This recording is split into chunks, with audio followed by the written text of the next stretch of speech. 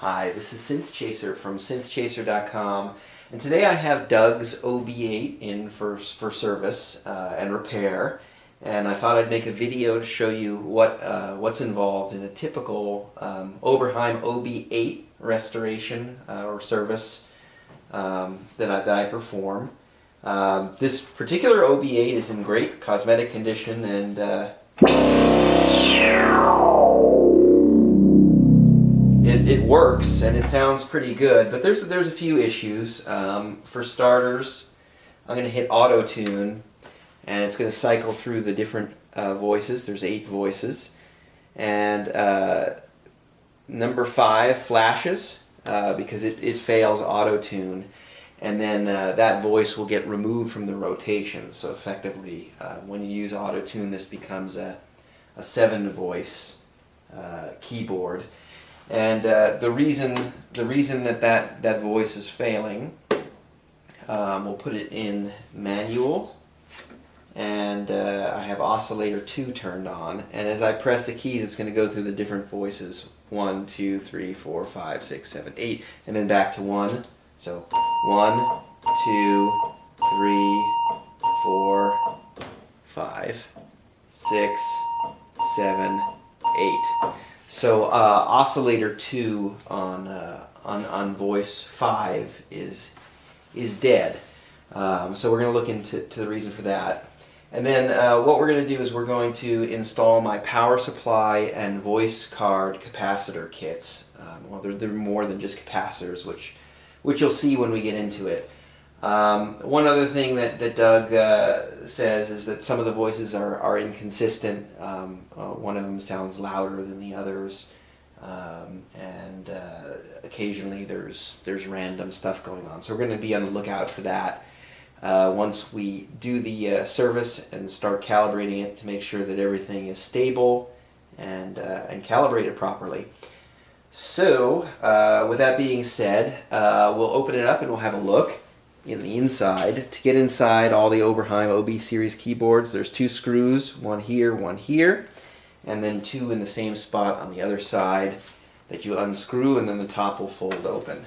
So I didn't have a screwdriver handy, but now I do, and let's open it up. So with those screws out, now it just the top lifts up, and you have access to the good stuff inside. So inside, this looks a little different from some of the other OB series, like the OB-X and the OB-XA, where you have motherboards with the voice cards that you can remove individually. The OB-8 has 2 voice boards, which basically are the motherboard with the voice cards on it. So each board has 4 voices on it, and you can't remove these voices individually to service them. You have to pull the whole board out. There's one control board, and unlike the OB-X and the OB-XA, the power supply and the battery are on the control board, the motherboard. And there's only one board. You don't have to deal with flipping them up to access the one below like you do on some of the other OB series synthesizers. So on the OB-XA and the OB-X power supply would be sitting here, and that's not the case in the OB-8. And then there's the 2 pot boards, which are split left and right. On the OB-8, you can see that this is a soldered connector. These aren't Molex connector cables that you can just disconnect. To get them apart, if you're going to take them out, you need to take out both of them. So that's pretty much in a nutshell. Oh, the bender board assembly is the same. Let me make sure you can see that. Yeah, you can. The bender board assembly is pretty much the same as the other OB series. The key bed is a little different than the other OBs. This key bed is kind of noisy, and unfortunately there's nothing that really you can do about that. This doesn't use a Pratt Reed style key bed. This uses kind of the same key bed that's used in some of the, like the Prophet 600, where it has a rubber membrane underneath with little carbon contacts, and there's no bushings for this, so it's not going to get much quieter than this. But the good thing is these tend to stay a lot more level than the Pratt Reed key beds. So what we're going to be doing for this service is we're going to be rebuilding the power supply. So we're going to be changing these capacitors, the little capacitors here, the bridge rectifiers, and we'll be beefing those up with higher amperage bridge rectifiers. And we're going to be servicing the voice boards. We're going to be changing out these dried up electrolytic capacitors, and we're going to be replacing some of the trimmers that will allow for better tuning of the synthesizer, more precise tuning and calibration. Then we'll calibrate everything and troubleshoot any remaining issues. So before I get started with anything, I'm going to take a look at this Oscillator 2 on voice board 5, which seems to be dead. There's a little high-pitched noise I can hear, but it pretty much is dead. And we can see real quick, we'll try to figure out real quick what the problem is here. So the OB-8, like most of the other OB series, uses Curtis chips on the voice cards. So there's a Curtis chip for the oscillator, for each oscillator, for the filter, for the envelope. So this is no exception. So this uses the 3340 Curtis oscillator chip. So there's two of them, oscillator 1 on oscillator 2, for each, we'll call them, well, for each voice. So we're lucky because voice 5 happens to be on top. And we can probe these real quick and have a look to see if we're getting an output from the oscillator chip or if our problem lies somewhere else. I mean, a dead oscillator, first thing that I'd check would be the oscillator, but it could be filter chips or something else, you know, down the road from this. But let's take a look real quick. So this is oscillator 1 of voice 5, and I'm touching pin 8, which is the sawtooth output, and you can see on the oscilloscope that there's a sawtooth wave. I'm going to go down to voice 6, sawtooth. Now I'm going to do oscillator 2 of voice 6. And I see the sawtooth. And now let's check oscillator 2 of voice 5. And there's just a couple volt, 2 volt DC output, no sawtooth. That doesn't mean that this Curtis chip is bad, but it's looks pretty likely.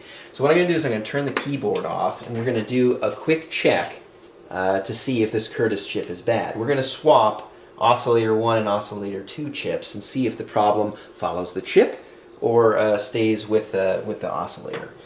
So with this IC extractor, I'm going to pull out the first chip and put oscillator 1's chip into oscillator 2's position, and oscillator 2 into the socket for oscillator 1. So now we're going to turn this on and we're going to see if voice 5 oscillator 2 is still dead. And it is.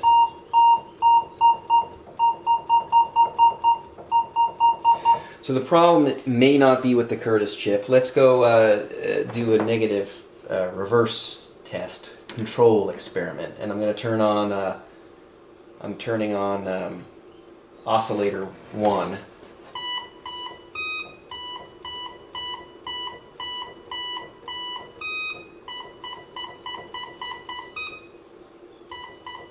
Squeaks, but it works.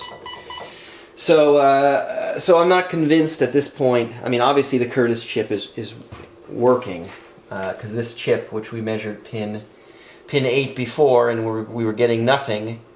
It's now showing the sawtooth, and this one is showing garbage. So we're going to turn it off so we don't damage the chip, since obviously the chip is not at fault. And I'm going to put the chips back.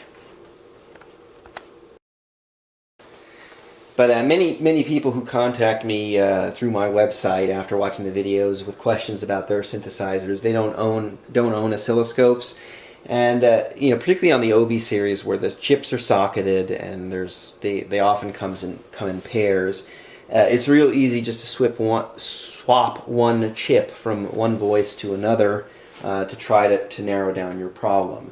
So instead of going out and ordering a new Curtis chip, you know, we're able to see pretty quickly that the problem isn't with the chip just by swapping them out. And you could have done that even without the oscilloscope. Although the oscilloscope was helpful in that it showed us that we were getting no oscillator output at the end of the Curtis chip. So now we have a target of what we need to repair. Interestingly enough, now oscillator 2, make sure I'm still on oscillator, yeah, oscillator 2 is randomly now making a noise. So now we're getting a signal out of this pin 8.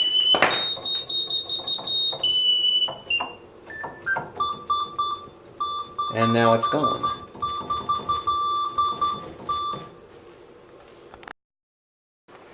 So before we spend much time troubleshooting this, since it's not just the Curtis, it's not the Curtis chip that's bad, we're going to rebuild the voice board first before we troubleshoot this, because a lot of the capacitors that are ahead of this will get replaced by that process. So we can save ourselves some time troubleshooting if doing the voice board service actually repairs this issue. So we're going to start work on the power supply, which is on the control board, and unfortunately that makes it a little harder to service than the other Oberheims, where you can just pull the power supply out. Here you've got to disconnect the entire control board from everything and take the board out. So the first step is to turn the keyboard off and unplug it, because even with the power turned off, you still have mains level wiring coming to the switch and stuff like that, and you don't want to bump into anything. Even though it's pretty well heat shrinked, I don't want to be responsible for anyone zapping themselves. Next thing we're going to do is we're going to disconnect all the cables. So we have the transformer to the control board, which is really in there.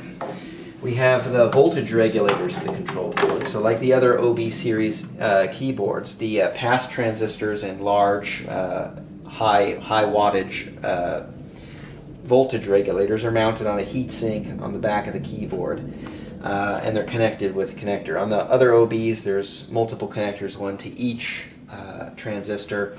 Here there's just one big connector to all of them. So we're gonna work this free. Again, really wedged in there. And we've got that disconnected. The next is the control board to the pots on the back. So we'll disconnect this. The next one is, I say the jacks on the back, not the pots on the back, sorry. This connector, which goes to the pot board. There's two connectors here, one to each voice board. So I'm going to disconnect those. And there's these two connectors here, and it doesn't really matter which one is plugged in where, they're labeled and stuff, but they're just power to these voice boards. So I'm going to disconnect the upper voice board power and the lower voice board power. The bender box has a ribbon cable that needs to come out, and then very carefully remove this this ribbon cable here. It's a dip connector, and you don't want to damage the pins when you take this out. This is the key bed to the control board, so it looks like a dip IC type pins. So now that we've got that disconnected, we can go ahead and unscrew it, and there's a bunch of screws. I see 6, 8 screws, 9. So just unscrew those, and they're going to be in there pretty tight too. I don't use power tools when I unscrew this stuff because I don't want to strip any of the screws.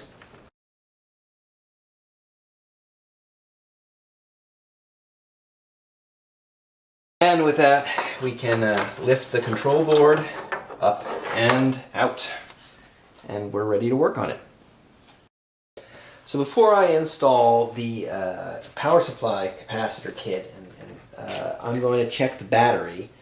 So the battery is located right here, and it's a 3-volt battery. So I'm going to put my multimeter on DC, and I'm just going to probe the battery here. And the battery is reading 3.138 volts. So the battery is fine, doesn't need to be replaced, but it's a good practice to check the battery, particularly while you have the board out, and you can change it.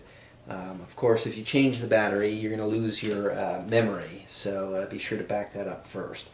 So we're going to go ahead and install my Synthchaser.com power supply rebuild kit. And the power supply section is over here, and we're going to be changing out the large filter capacitors, the smaller electrolytic capacitors, and the bridge rectifiers for the power supply. With all of these, we're going to be putting in better components than were there originally. So we're going to start by taking these capacitors off. So I'm trimming off the old parts by just trimming them off and only leaving a little bit of the lead. It greatly reduces the amount of heat that you need to use to remove the rest of the part. And the bridge rectifiers I'm also going to trim close to the board. So we're going to be replacing these 3 bridge rectifiers, and they are 1 amp bridge rectifiers. And particularly the one for the 5-volt rail runs very, very hot, and it wouldn't surprise me if there's some scorching to the circuit board once we get this off. That typically is the case.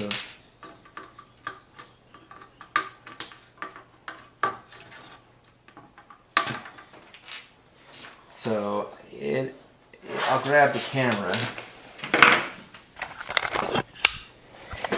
and you can see there on this one isn't bad, but I mean you can see that the solder mask is kind of bubbling and flaking from heat, and you can see that it's a little darker colored than these other two. So we're actually going to be using a larger bridge rectifier for this one in our replacement. Both of them are larger. Both of them are larger than the original ones that were there, but this one, which generates a lot of heat, is going to be even larger. So now I'm going to desolder and remove the remaining electrolytic capacitors and the leads there.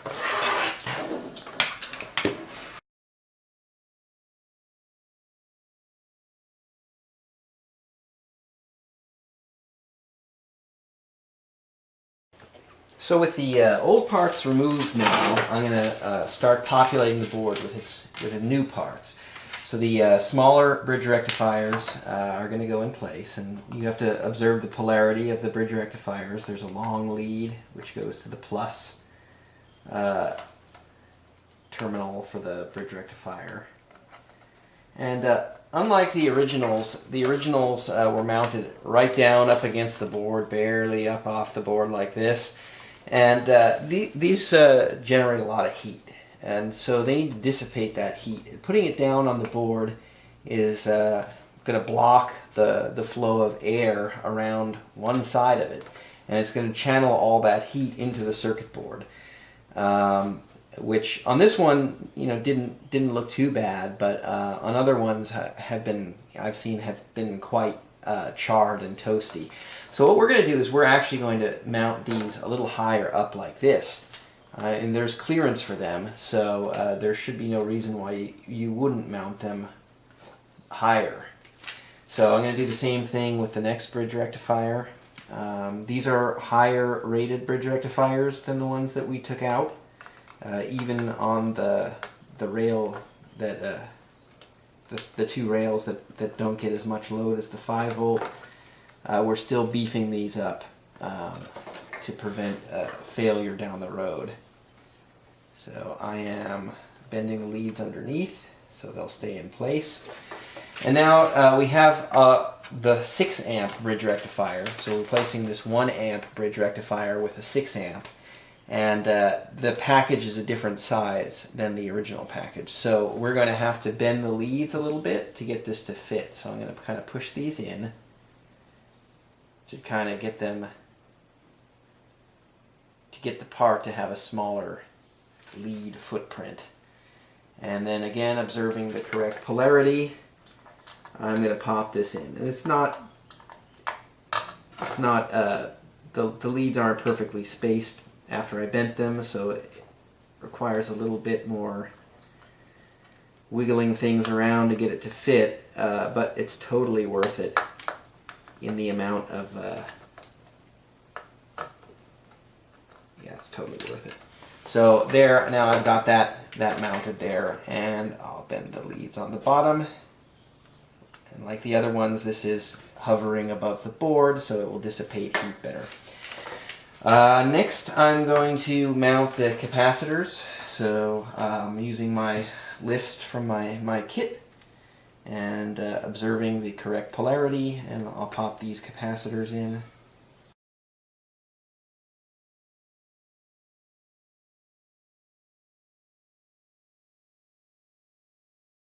And we'll go get the soldering iron warmed up, and while we're waiting for that, I will zip tie these capacitors into place.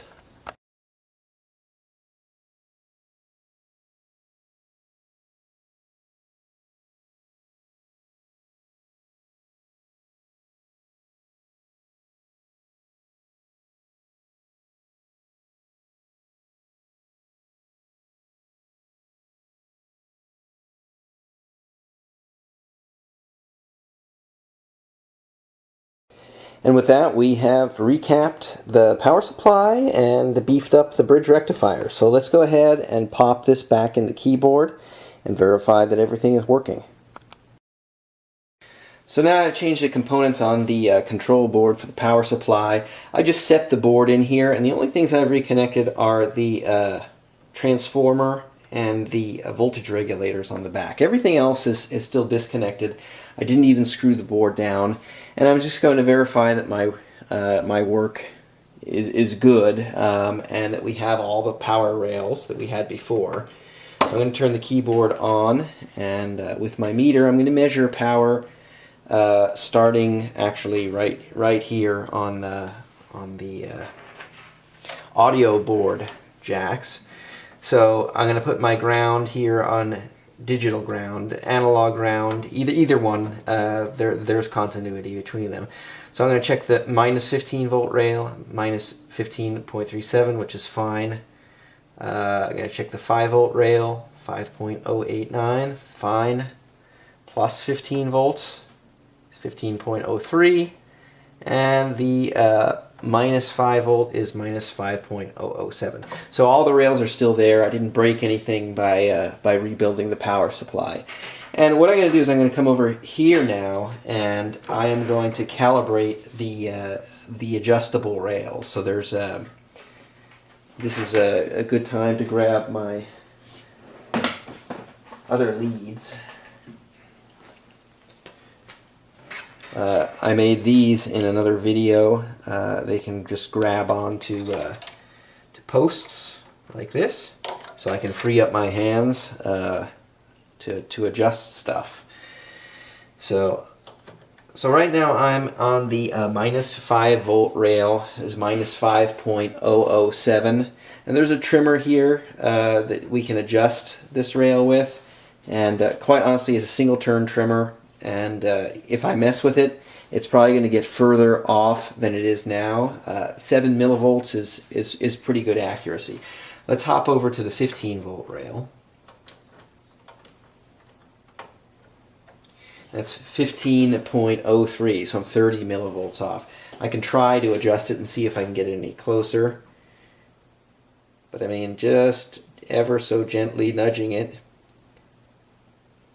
makes a big movement on the meter. So there we go, 15.00.